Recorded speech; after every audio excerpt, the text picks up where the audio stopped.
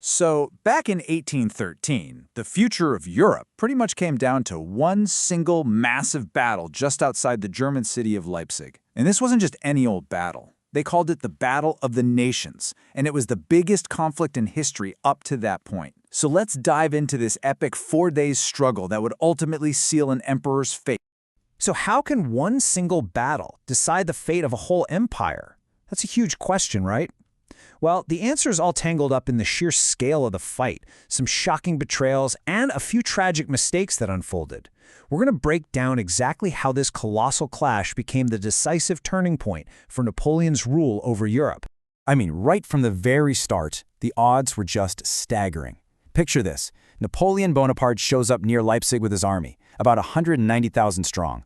But waiting for him, a massive coalition of his enemies. We're talking Russians, Prussians, Swedes, and others, with a combined force of over 300,000 troops.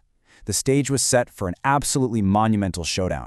Now, you might be wondering, why were 500,000 soldiers all gathering in this one spot? We have to remember that by 1813, the Napoleonic Wars had been tearing Europe apart for years and years. Napoleon had built this vast empire, but his power was definitely starting to show some cracks. You see, the heart of Napoleon's power was his legendary army, the Grande Armée, which literally means the Great Army. The problem was, just the year before, this incredible fighting force had been absolutely devastated during Napoleon's disastrous invasion of Russia.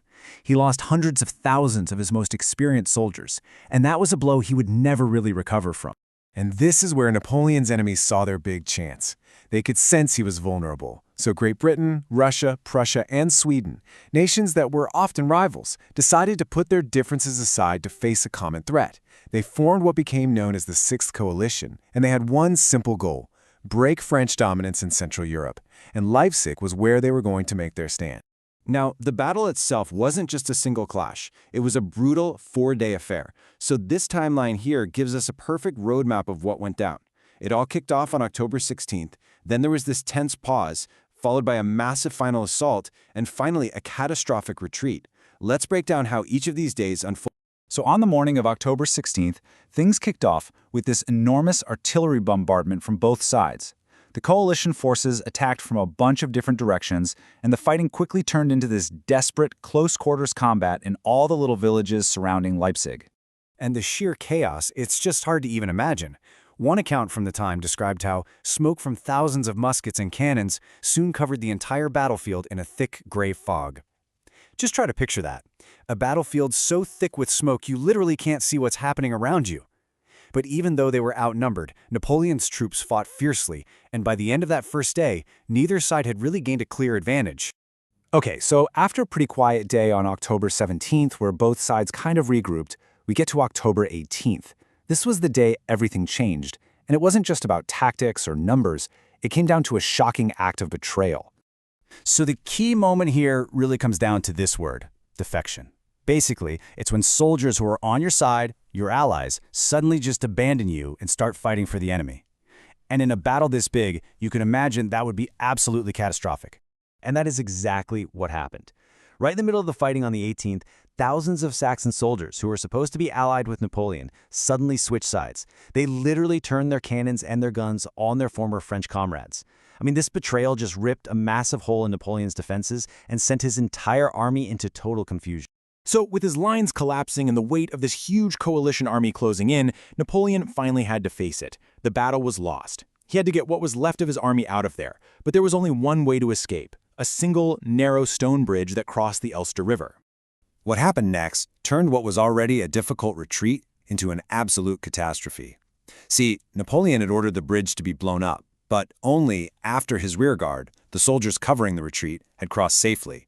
But in all the chaos, a panicked corporal lit the fuses way too early. The bridge exploded, trapping thousands and thousands of French soldiers on the wrong side of the river. And the immediate result of that one mistake? It was absolutely devastating. With their only escape route gone, about 30,000 French soldiers were completely cut off and had no choice but to surrender inside the city. Many others drowned trying to swim across the cold river. It was just a staggering loss. But the total human cost of the entire battle, it's almost unbelievable. When you add up all the losses from both sides over those 4 days, you're looking at around 100,000 soldiers killed, wounded, or missing. 100,000. That level of carnage just shocked all of Europe. And we can't forget, the battle brought unimaginable suffering to the city of Leipzig itself. Every church, every school was turned into an overflowing hospital. Homes and buildings were destroyed, and with so many dead bodies left behind, disease spread like wildfire after the fighting stopped. It took years for the city and its people to recover from all that devastation. So what happened after the dust settled? The consequences were just immense. For Napoleon, this was it. This was the beginning of the end. He lost whatever hold he had left on the German states and was forced to retreat all the way back to France. Within a year, he'd be defeated for good and sent into exile. But for the coalition, it was a massive victory. They proved Napoleon wasn't invincible, and they started to restore the old balance of power in Europe. Okay, so fast forward a century. To mark the 100th anniversary of the battle, this colossal monument was finished on the site. It's 91 meters tall. That's huge, making it one of the largest war memorials in the world. It's this permanent, physical reminder of the sheer scale and importance of what happened here. So in the end, the Battle of Leipzig was this moment of incredible bloodshed and tragedy, but it also decisively shaped the map and the future of modern Europe. And that kind of leaves us with a big question to think about. How do we balance remembering the terrible human cost of a conflict with its undeniable importance in history?